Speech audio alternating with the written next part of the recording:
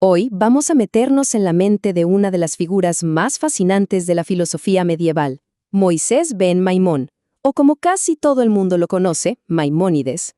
Toda su obra gira en torno a una pregunta que, la verdad, resuena hasta el día de hoy.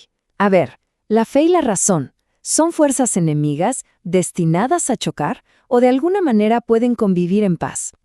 Para Maimónides, la cosa estaba clarísima.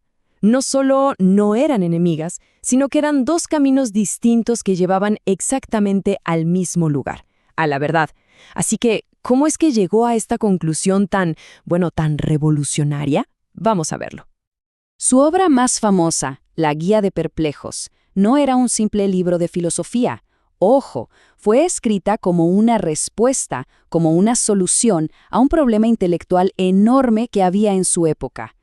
El conflicto que Maimónides quería resolver era esta tensión entre dos mundos.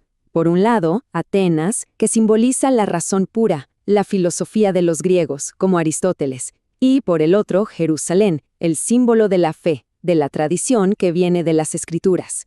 Para muchos, eran como el agua y el aceite, imposibles de mezclar. Pero, ¿saben qué? Para entender de dónde vienen estas ideas, primero hay que entender su vida, una vida marcada por la persecución y el exilio. Esas experiencias fueron las que realmente moldearon su pensamiento. Nació en la Córdoba del siglo XII, que era un verdadero centro cultural. Pero cuando tenía solo 10 años, todo cambió. La invasión de los almohades, un grupo muy fanático, obligó a su familia a escapar. Y así empezó un exilio larguísimo que lo llevó por Marruecos, por Tierra Santa, hasta que finalmente se estableció en Egipto. Haber vivido el extremismo religioso en carne propia lo convenció de que la razón y la tolerancia eran, absolutamente necesarias.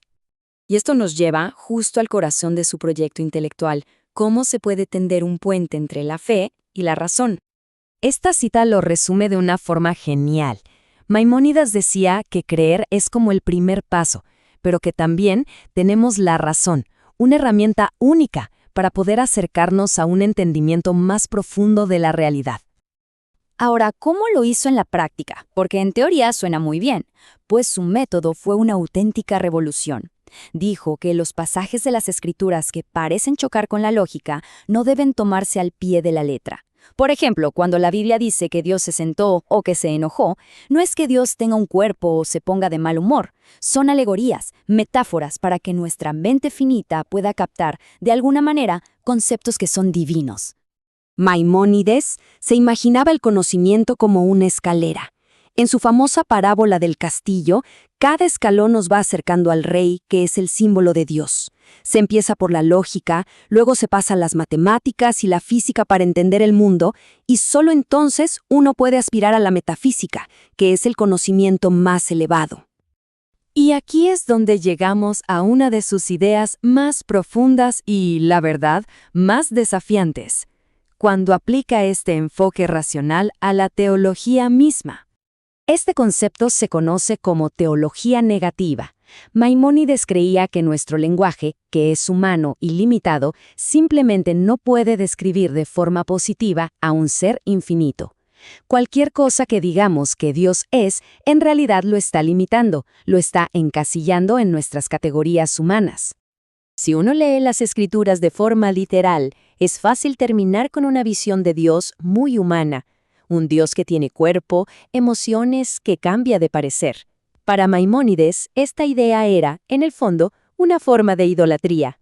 Entonces, el punto clave es que Maimónides le dio la vuelta a todo esto. Dios no tiene cuerpo, no cambia, es perfecto. Al negar todos estos atributos que lo limitan, nos vamos acercando a una comprensión más pura, aunque sea más abstracta, de lo que es la divinidad. Sabemos más de Dios al entender todo lo que no es. Este intento de construir puentes no se quedó en el siglo XII, para nada. Su pensamiento se convirtió en un faro que iluminó a pensadores de todas las religiones durante muchísimos siglos. Su obra estaba en constante diálogo con los grandes filósofos musulmanes de su tiempo, como su contemporáneo Averroes. Pensemos que ambos, desde el judaísmo y el islam, tenían el mismo desafío monumental: reconciliar la lógica de Aristóteles con la fe monoteísta. Y su influencia, claro, se extendió al mundo cristiano.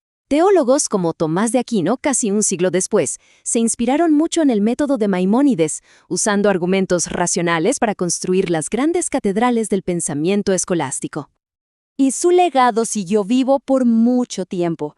Filósofos de la Ilustración como Baruch Spinoza, siglos más tarde, todavía estaban lidiando con las preguntas que Maimónides había puesto sobre la mesa, demostrando la increíble fuerza de su pensamiento. Y esta frase creo que captura su espíritu a la perfección. Para él, la búsqueda de la verdad estaba por encima de cualquier frontera, ya fuera de religión o de cultura.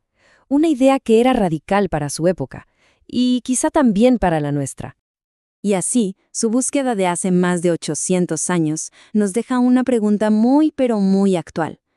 En un mundo que a menudo está tan polarizado entre el dogma y el escepticismo, ¿cómo podemos nosotros encontrar el equilibrio? ¿Cómo construimos nuestros propios puentes entre lo que creemos y lo que la razón nos demuestra?